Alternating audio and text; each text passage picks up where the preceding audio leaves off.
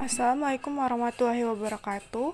Perkenalkan, nama saya Putri Odia Fama, MPM 5021183, dengan mata kuliah telaah kurikulum dan dosen pengampu yaitu Pak Tio Gusti Satria MPD. Dengan pertemuan ketiga ini yang berjudul Hakikat Landasan Prinsip Kurikulum 1947 sampai dengan Kurikulum Merdeka.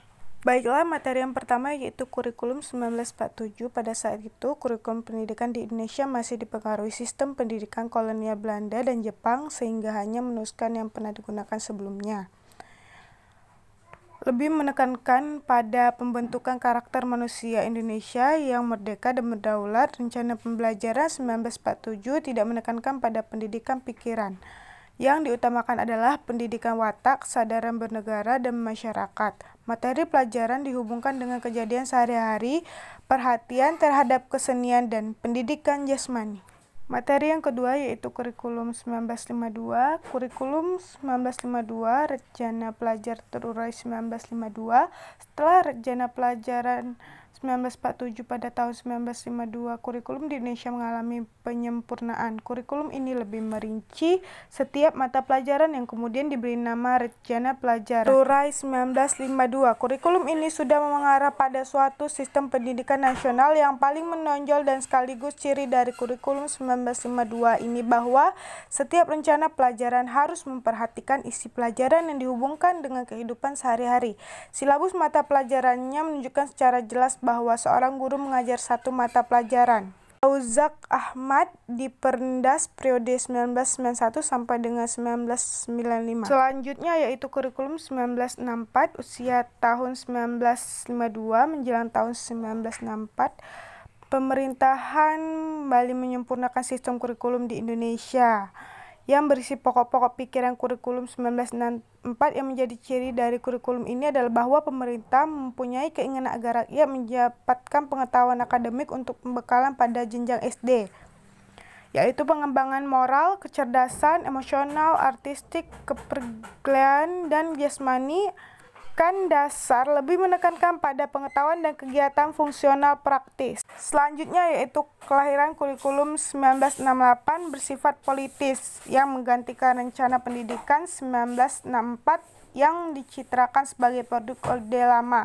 Dari segi tujuan pendidikan, kurikulum 1968 bertujuan bahwa pendidikan ditekankan pada upaya untuk membangun manusia Pancasila sejati, kuat dan serta sehat jasmani, mempertinggi kecerdasan dan keterampilan jasmani, moral, budi pekerti, dan keyakinan beragama. Dalam kurikulum ini tampak dilakukan perubahan struktur kurikulum pendidikan dari Pancawardhana menjadi pembinaan jiwa Pancasila, pengetahuan dasar, dan kecakapan khusus. Selanjutnya yaitu kurikulum 1975 yang menekankan pada tujuan agar pendidikan lebih efektif dan efisien. Dan tujuan pengajaran dirinci dalam prosedur pengembangan sistem instruksional atau PPSI yang dikenal dengan istilah satuan pelajar, yaitu rencana pelajaran setiap satu bahasan. Setiap satu pelajaran dirinci menjadi tujuan instruksional umum atau TIU, tujuan instruksional khusus atau TIK, materi pembelajaran, alat pelajaran, kegiatan belajar mengajar, dan evaluasi. Kurikulum 1975 banyak dikritik. Guru dibuat sibuk menulis rincian apa yang akan dicapai dari setiap kegiatan pembelajaran.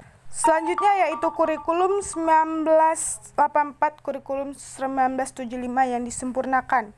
Mengusung proses skill approach. Meski mengutamakan pendekatan proses, tapi faktor tujuan tetap penting. Dari pengamati sesuatu, pengelompokan, mendiskusikan, hingga melaporkan, model ini disebut dengan cara belajar siswa aktif atau CBSA, atau Student Active Learning atau SAL. Konsep CBSA yang elok secara teoritis dan bagus hasilnya di sekolah-sekolah yang diuji cobakan. Sayangnya banyak sekolah kurang mampu menafsirkan CBSA. Yang terlihat adalah suasana gaduh di ruang kelas lantaran siswa berdiskusi di sana-sini, ada tempelan gambar, dan menyok guru tak lagi mengajar model berceramah. Akhirnya penolakan CBSA bermunculan. Selanjutnya yaitu kurikulum 1994 yang merupakan hasil upaya untuk memadukan kurikulum-kurikulum sebelumnya, terutama kurikulum 1975 dan 1984. sehingga banyak kritik berdatangan disebabkan oleh beban belajar siswa dinilai terlalu berat, dari muatan nasional sampai muatan lokal. Materi muatan lokal disesuaikan dengan kebutuhan daerah masing-masing, misalnya bahasa daerah, kesenian, keterampilan daerah, dan lain-lain. Akhirnya kurikulum 1994 menjelma menjadi kurikulum super padat. Kejatuhan lazim Soeharto pada 1998 diikuti kehadiran suplemen kurikulum 1999, tapi perubahannya lebih pada menambah sejumlah materi pelajaran saja. Selanjutnya yaitu kurikulum 2004 KBK, kurikulum berbasis kompetensi. Sebagai pengganti kurikulum 1994 adalah kurikulum 2004 yang disebut dengan kurikulum berbasis kompetensi atau KBK. Suatu program pendidikan berbasis kompetisi harus mengandung 3 unsur pokok, yaitu pemilihan kompetisi yang sesuai, spesifikasi indikator-indikator evaluasi untuk menentukan keberhasilan pencapaian kompetisi, dan pengembangan pembelajaran. KBK memiliki ciri sebagai berikut: menekankan pada tercapainya kompetisi siswa baik secara individual maupun klasikal, berorientasi pada hasil belajar atau learning outcomes, dan beragaman. Selanjutnya yaitu kurikulum 2006 KTSP, kurikulum tingkat satuan pendidikan.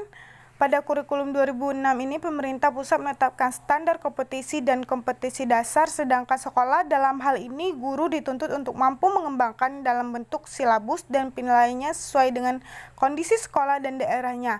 Hasil pengembangan dari sebuah mata pelajaran dihimpun menjadi sebuah perangkat yang dinamakan kurikulum tingkat satuan pendidikan KTSP. Penyusunan KTSP menjadi tanggung jawab sekolah di bawah binaan dan pemanutan Dinas Pendidikan Daerah dan Wilayah setempat. Selanjutnya yaitu kurikulum 2013, yaitu adalah menghasilkan insan Indonesia yang produktif, kreatif, inovatif, afektif, mulai pengamatan sikap, keterampilan, dan pengetahuan yang terintegrasi. Untuk mewujudkan hal tersebut, dalam implementasi kurikulum, guru dituntut secara profesional merancang pembelajaran secara efektif dan bermakna, mengorganisir pembelajaran, memilih pendekatan pembelajaran yang tepat, menentukan prosedur pembelajaran, dan pembentukan kompetensi secara efektif, serta menetapkan kriteria keberhasilan. Selanjutnya itu kurikulum merdeka. Sebagai bagian dari upaya pemulihan pembelajaran, kurikulum merdeka yang sebelumnya disebut sebagai kurikulum prototipe dikembangkan sebagai kerangka kurikulum yang lebih fleksibel sekaligus fokus pada materi esensial dan perkembangan karakter dan kompetisi peserta didik. Karakteristik utama dari kurikulum ini yaitu pendukung pemulihan pembelajaran adalah A. Pembelajaran berbasis proyek untuk mengembangkan soft skill dan karakter super profil pelajar Pancasila. B. Fokus pada materi esensial sehingga ada waktu cukup untuk pembelajaran yang mendalam bagi kompetensi dasar seperti literasi dan numerasi.